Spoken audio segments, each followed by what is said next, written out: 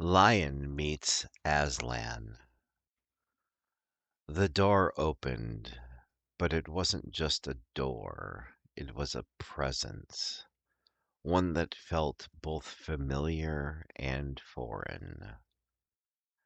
Aslan stepped in, large, steady, golden mane catching the light from the hearth. Calm, confident, yet somehow carrying the quiet warmth of someone you've only met a few times but have always known. I didn't move, didn't need to. He inclined his head slightly, an acknowledgement, but also a recognition. Evening, I said. Evening, he replied, his voice deep, smooth, and comforting in a way that reminded me of family gatherings I couldn't quite remember. He padded to a stool and lowered himself with ease, mane brushing the edge of the bar, golden light settling around him. Something in the way he carried himself.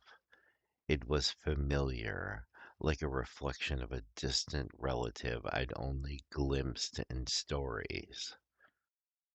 I poured. He didn't look at me while I did. His eyes were on the fire, the room, the space we both shared. A king in his domain, yet here he felt cousinly. This place is different, he said. It has its moments, I replied. He nodded once, approving of the understatement.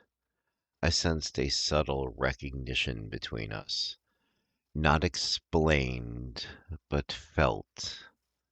Familiarity tempered by distance. You keep the fire well, he said, finally looking up. As best I can, I said.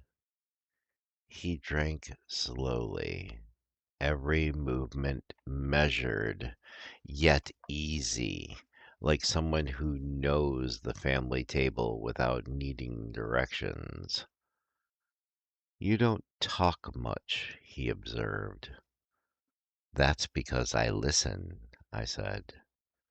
He smiled faintly, not for me, not against me, just acknowledging the kinship.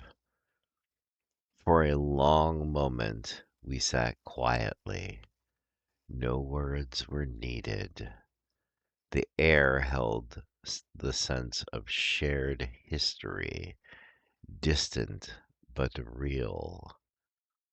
Then he tilted his head toward the door.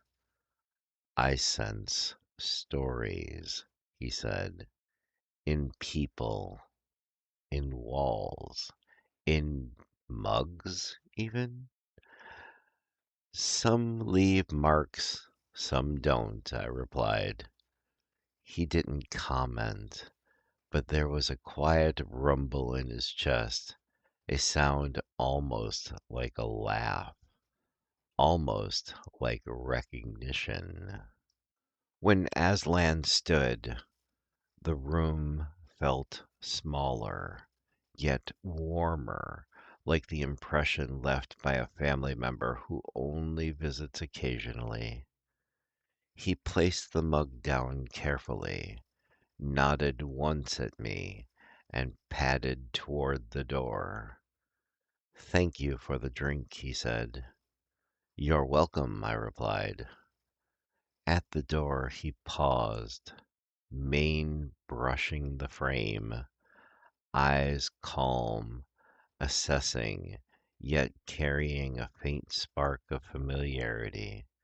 A distant cousin recognizing a shared bloodline, a shared existence.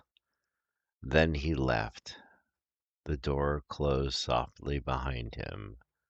The tavern stayed quiet, but it felt richer.